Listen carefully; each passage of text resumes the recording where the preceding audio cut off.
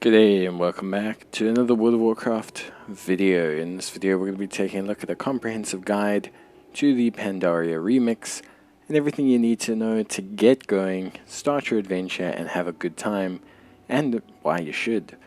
Now to start a character is pretty simple. You log in on your main server, you'll see an option at the top left hand corner next to the logo, and it's very similar to the Plunderstorm event. You click the button, you'll create your character.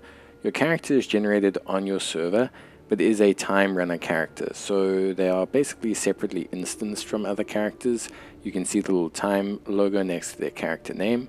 They essentially exist on your realm, but they are locked from content that your other characters can do. So for the time being, they're locked to Pandaria and pretty much everything that there is to do there. Now before you begin your adventure, you'll be given a tutorial. This tutorial is pretty simple, a couple quests long, and it's going to basically teach you a couple things, but mainly it's going to give you your Cloak of Infinite Potential, which is the very big part of your power progression in the game. Now we're going to be touching on the power progression and progression systems in Mists of Pandaria remix, but not in full detail. So I'll probably do more videos about the more complex natures of these things, but I'll give you a pretty good understanding. Once you finish the tutorial, you'll start with your faction's requisite starting zone, unlock the group finder, and basically be able to start your journey. Now there's two quest lines. You have your main quest line for Mists of Pandaria and purple little triangular quests that are the actual time runner quest line. These give you a lot of features like unlocking dragon riding, but it's very important. Now before we begin, there's a couple questions that we need to answer. Firstly, flying will be unlocked for you and all your characters in all of the zones that have flying available in Pandaria. You'll also be able to unlock dragon riding the moment you get to your first hub town for your faction. So you'll have both dragon riding and normal flying. Your character, once they hit level 70 at the end of the Mists of Pandaria remix, will be transferred to your main server account and be able to be played there as a normal character. They will have item level 415 gear. I'm not certain if you exceed 415 gear what they will get. I don't know if it will be downscaled, but I assume they will get just the 415 gear, otherwise it'll be pretty easy to gear up. So that gets the common questions out the way. Now obviously the next main thing is talking about bronze. So bronze, gems, and the Cloak of Infinite Potential are the three main mechanisms of progression. Bronze is one of the most important ones because bronze enables you to not only upgrade your gear, but also buy all the rewards. So bronze is very important. Now you get it from pretty much everything. Looting mobs, quest rewards, treasures, rares, dungeons, scenarios, raids, and some daily quests that are available to you once you find your first time bazaar, which we'll talk about a bit later. You can also even fly through these little bronze kind of blobs you find in the sky, so you can obtain them pretty easily. Because bronze drops so much and from so many different sources, you can even get it from various achievements and from scrapping your gear. You're going to need thousands of this, but it does scale up with the content that you do. So don't panic too much if in the beginning you haven't made 15,000 in the first hour, but you will be able to scale up your bronze and also use it for upgrading your gear. Now scrapping pieces of gear also helps with obtaining bronze. You can scrap any unwanted pieces of gear that you get. This is relatively advisable because a lot of the times you can actually just straight up upgrade your gear pieces to the appropriate item level that you're at if you really want to keep them. So there's nothing too crazy about scrapping your gear. At the same time, in terms of upgrading your gear, it's pretty simple. At the main time bazaar hubs, you'll find these item upgrade vendors. You can upgrade any item that you've earned all the way to 565 item level. So it's not just upgrading it as you level, you can pretty much upgrade it all the way. Now this will keep the rarity of the gear. You may want to consider obviously exchanging it out. As far as I understand, it only changes the base stats, does not change the rarity of the gear.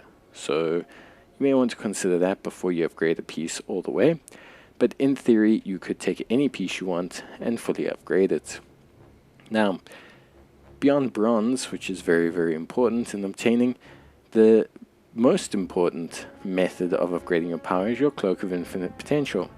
Now, the Cloak of Infinite Potential basically provides you with a ton of stats. You can get into your main stats: stamina, critical strike, haste, leech, mastery, speed, versatility, and experience gain. All of these stats are obtained from exactly the same way you obtain bronze. You can get them in pretty much any way. Mobs, dungeons, treasure chests, completing quests. Not so much from achievements, but it is highly connected to a very important achievement. The more threads that you obtain for your cloak, the more you'll progress in the Infinite Power achievement. As you roll through the Infinite Power achievement, you will get to the point where you can unlock a whole bunch of the legendary cloak appearances for your characters. It will also increase the starting power of your cloak for ults that you raise. Now, the amount of stats you gain scales as you level up. So between level 1 and 29, you only gain about 1 stat per thread that you find. From level 30 to 49, you can obtain uncommon threads, which give 3. 50 to 64 will give rare threads that add 7. And 65 to 70 will be epic threads that add 12 stats. Again, they drop from pretty much all the same content that you'll get bronze from, and you can very much get overpowered, and that's kind of the point. The Pandaria remix is not about having the authentic Pandaria experience. Your last method of power progression, and again, we're touching on these very briefly, is gems. Now, gems come in various shapes and sizes. You get raw stat gems. These are raw stats that you can equip to any piece of gear and unsocket freely as of your own will. These gems will give you different stats based on the item level of the gear you put them in. So you'll see they don't give actual stat values, but they mainly give this like ++ mark. That indicates that it's going to give you a certain amount of percentage of crit based on the item level of the gear. Now, if we look at the Tinker slots can hold very unique items. These unique gems give you pretty cool powers. Things like Meteor Storms that stun opposition. It can give you abilities that allow you to do 7 to 8 auto attacks in a moment, and some very powerful gems later on. Now, obtaining these gems and buying all of these things is fairly simple. There's a vendor in the main Time Bazaar hub that not only presents you with the ability to get yourself some gems, but also gives you the ability to obtain trinkets and rings, which can holster a lot of gems. Gems are going to be a very big part of your power progression and making you overpowered, but don't feel the need to become too focused on them early on. The last section that I want to mention before we talk about the general rewards and the reason as to why you want to play is daily quests. So playing Pandaria as you would normally, doing quests, dungeons, etc. is going to be your main power loop. But at the Time Bazaar, there are 3 daily quests that you can do that not only give you some good rewards, they also give you XP and a good chunk of bronze. So try and do these quests every single day. Now let's talk about the rewards, because why do this, besides getting a bunch of great rewards? Now, to be honest with you, obviously leveling your character is awesome, and being able to level them in the Remix Pandaria is a pretty fun alternative way to leveling. But no one really wants to do anything without a reason. So the big thing that you do when you're looking at rewards is a ton of great rewards. Now, we're talking a ridiculous amount of rewards, so listing every single one is almost impossible. From transmog to the legendary cloak appearances to a free mount just by getting to level 20, there's a ton of great rewards. You can get Chen's hat, you can get kegs, you can get chicken backpacks, you can get tons of great mounts, and a lot of them are very easy, but there's a couple ones that I want to point out that I think are really cool. So the first one being the Reigns of the Astral Emperor's Serpent. The Astral Emperor's Serpent, it relies on you getting the Looking for Group Veil of Eternal Blossoms achievement, Golden Lotus, August Celestials, or the Elusive Foes Veil of the Eternal Blossoms achievement. You don't need all 4, you only need to get 2 of them, and you'll be able to get yourself the Reigns of the Astral Serpent. At the same time, completing achievements will also give you bronze caches, which will give you tons of bronze, will give you certain trinkets and items that you can equip to your character to holster gems, and will give you titles and achievements, but your main one is probably going to be the Reigns of the Astral Serpent, which you're going to see now.